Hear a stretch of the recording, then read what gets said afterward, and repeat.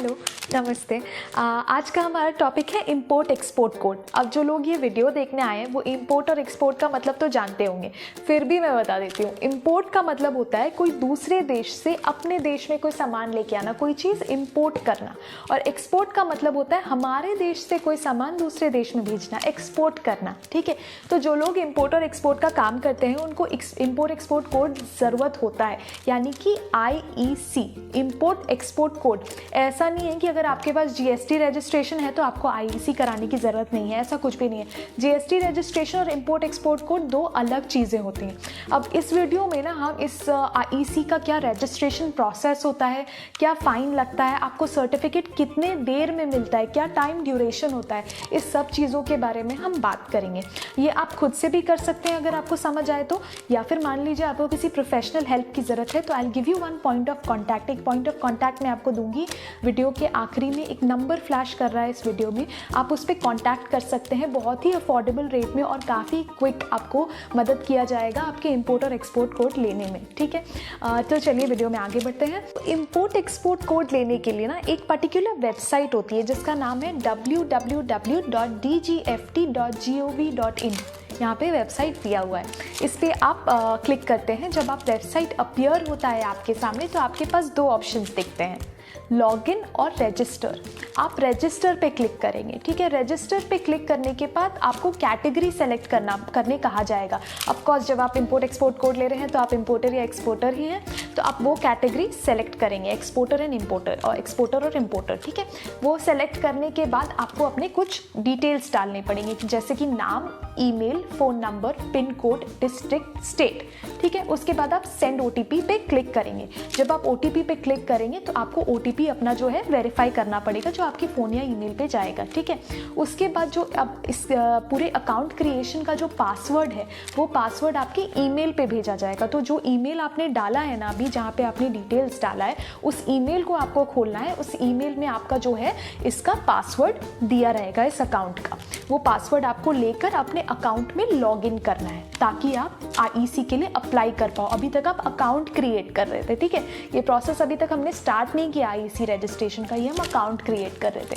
तो आप अभी ईमेल खोलोगे, ईमेल से पासवर्ड निकालोगे, अब फिर से लॉगिन पेज पे जाओगे, जिस पेज पे हमने खोला था ना लॉगिन और रजिस्टर। अब आपको रजिस्टर पे क्लिक नहीं करना है, अब आपको लॉगिन पे क्लिक कर। अब आप लॉगिन पे क्लिक करोगे, लॉगिन में अपना ईमेल पासवर्ड जो भी है डालोगे, आप लॉगिन करोगे। लॉगिन करने के बाद आपको क्लिक करना है अप्लाई फॉर IEC के ऊपर। ठीक है, apply for import export code, उस पर क्लिक करने के बाद सबसे पहले आपको सिलेक्ट करना होगा nature of entity. Nature of entity मतलब पार्टनरशिप है या फिर मान लीजिए LLP है, प्राइवेट लिमिटेड है, प्रोप्राइटरशिप है, क्या है वो आप सिलेक्ट करोगे। वो सिलेक्ट करने के बाद अब आपको जो फर्म नेम है, जो आपकी कंपनी का नाम है, वो नाम आपको डालना पड़ेगा वहाँ पे। उसके बाद पैन कार्ड नंबर डालना होगा और डेट ऑफ बर्थ डालना पड़ेगा। इन केसेस ऑफ प्रोप्राइटरशिप, जहाँ पे मान लीजिए प्रोप्राइटरशिप फर्म है, वहाँ पे आप पैन कार्ड नंबर जो है अपना जो प्रोप्राइटर है, जो ओनर है, उनका भी डाल सकते हैं। ठीक है, ये करने के बाद अब आपको एक कैटेगरी सेलेक्ट करनी पड़ेगी। आप मैन्युफैक्चरर है, ट्रेडर है, मर्चेंट है, क्या है वो आपको सेलेक्ट करना पड़ेगा। सेलेक्ट करने के बाद आपको GST, अपना जो GST रजिस्ट्रेशन नंबर है वो GST रजिस्ट्रेशन नंबर आप डालोगे। वो डालने के बाद आपको एक proof of your firm, existence of your firm, ऐसा समझिए कि आपका फर्म जो कंपनी है वो एग्जिस्ट करती है, उसका कुछ प्रूफ आपको अपलोड करना है, डॉक्यूमेंट। ठीक है, इनकॉर्पोरेशन सर्टिफिकेट डाल सकते हैं हम, अपना GST जो रजिस्ट्रेशन है वो डाल सकते हैं। ऐसा कुछ डॉक्यूमेंट आपको अपलोड करके अब सेव करना है और प्रोसीड करना है। सब करने के बाद आपको अपने फर्म के एड्रेस के डिटेल्स डालने हैं। ठीक है, आपका फर्म का एड्रेस क्या है वो सारी डिटेल्स आपको फिल करने हैं। उसके बाद आपके फर्म के एड्रेस प्रूफ को आपको अपलोड करना है। एड्रेस प्रूफ क्या हो सकता है, rent agreement, sale deed, lease deed, electricity bill, telephone bill, कुछ भी। अगर आप प्रोप्राइटर हैं, अगर आपका प्रोप्राइटरशिप फर्म है तो प्रोप्राइटर का आधार कार्ड, वोटर ID कार्ड या पासपोर्ट, इन तीनों में से कुछ भी आप अप्लाई कर सकते हैं, मतलब डाल सकते हैं, अपलोड कर सकते हैं। ठीक है, अब मान लीजिए कि आपका जो जगह है, जो आप जिस जगह पे आप अपना बिजनेस ऑपरेट कर रहे हैं, अगर वो आपके नाम पे नहीं है तो आप NOC भी अपलोड कर सकते हैं। NOC क्या होता है, नो ऑब्जेक्शन सर्टिफिकेट, ओनर के द्वारा साइन करा के वो आप अपलोड कर सकते हैं। ठीक है, ये हो गया आपकी कंपनी का address proof, address details furnish करने का प्रोसेस ओवर। नेक्स्ट आपको डालना है, अगर आपके बिजनेस का कोई ब्रांच ऑफिस है, ठीक है, ब्रांच ब्रांच होते हैं ना अपने बिजनेस के, तो अगर आपका ब्रांच ऑफिस है तो ब्रांच ऑफिस के जो एड्रेस हैं, जो डिटेल्स हैं, वो आप फर्निश कर सकते हैं नेक्स्ट सेक्शन में। उसके बाद आपको डालना है अपने डायरेक्टर के डिटेल्स, यानी कि जो ओनर्स हैं, जो डायरेक्टर्स हैं, उनके डिटेल्स में क्या डालना है, डायरेक्टर का पैन कार्ड नंबर, डिटेल में डालना होगा आपका डायरेक्टर का एड्रेस और उनका मोबाइल नंबर। जैसे मान लीजिए 3 डायरेक्टर हैं, तीनों डायरेक्टर्स के पैन कार्ड, तीनों डायरेक्टर्स के एड्रेस और तीनों डायरेक्टर्स के मोबाइल नंबर्स, ठीक है। इसके बाद आ जाएगा अकाउंट डिटेल्स आपको फर्निश करना है, जो आपका करंट अकाउंट है, जो बिजनेस का जो अकाउंट आपका लिंक्ड है उसके आपको डिटेल्स डालने होंगे, जैसे कि अकाउंट नंबर, अकाउंट नेम, फिर IFSC कोड, ये सारे डिटेल्स जो हैं आपको फर्निश करने होंगे। मैंने सारे डिटेल्स डाल दिए। अब डिटेल्स डालने के बाद ना आपको फिर से कैटेगरी सेलेक्ट करने को आएगा। कैटेगरी सेलेक्ट करते वक्त आपको सेलेक्ट करना है कि आप इंपोर्टर हैं कि एक्सपोर्टर हैं या दोनों हैं, ठीक है। इंपोर्टर एक्सपोर्टर सेलेक्ट करने के बाद अब आपको सेलेक्ट करना है कि आप गुड्स इंपोर्ट एक्सपोर्ट करते हैं या सर्विसेज इंपोर्ट एक्सपोर्ट करते हैं। वो सेलेक्ट करने के बाद अब सब कैटेगरीज आएंगे कि कौन से टाइप के गुड्स, कौन से टाइप के सर्विसेज, जो भी कैटेगरी आप पे अप्लाई करती है, आप उस गुड्स या सर्विसेज को सेलेक्ट करके आगे बढ़ेंगे। आगे बढ़ने के बाद क्या होगा, एक डिक्लेरेशन रहेगा जिसको आप पढ़ेंगे। वो डिक्लेरेशन पढ़ने के बाद जैसा रहता है ना, I have read and understood all the terms and conditions and I agree to the same, एक टिक बॉक्स रहता है ना, उस पर आप क्लिक करेंगे, ठीक। अब उसके बाद आप करेंगे ई-वेरीफाई। ई-वेरीफाई आप 2 तरीके से कर सकते हैं, ई-वेरीफाई बाय आधार और दूसरा थ्रू योर डिजिटल सिग्नेचर, ठीक है। जो डायरेक्टर्स को मिलता है ना डिजिटल सिग्नेचर DSC, उसके थ्रू आप कर सकते हैं ई-वेरीफाई। ई-वेरीफाई करने के बाद मान लीजिए आपने आधार से ई-वेरीफाई किया, इजी होता है।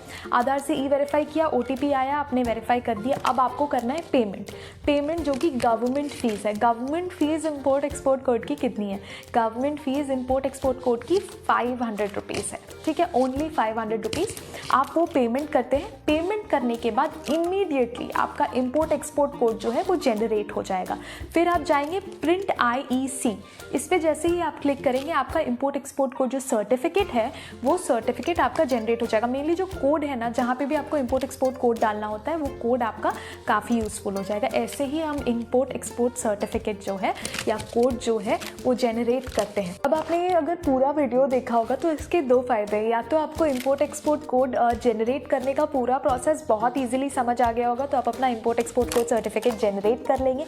या तो अगर आपको कॉम्प्लिकेटेड लगा होगा तो पूरे वीडियो के दौरान एक नंबर फ्लैश कर रहा है, ये नंबर, जिस पे आप कॉन्टैक्ट कर सकते हैं प्रोफेशनल हेल्प लेने के लिए, ये नंबर पे, जहाँ पे आपको इंपोर्ट एक्सपोर्ट कोड जो है विदिन 4 आवर्स जनरेट करके दिया जाएगा। आपका इंपोर्ट एक्सपोर्ट सर्टिफिकेट आप जैसे ही डॉक्यूमेंट सबमिट करेंगे, सबमिट करने के विदिन 4 आवर्स आपको अपना import export code, import export certificate मिल जाएगा। ऑफिस टाइमिंग्स है Monday to Saturday 10 AM to 6 PM।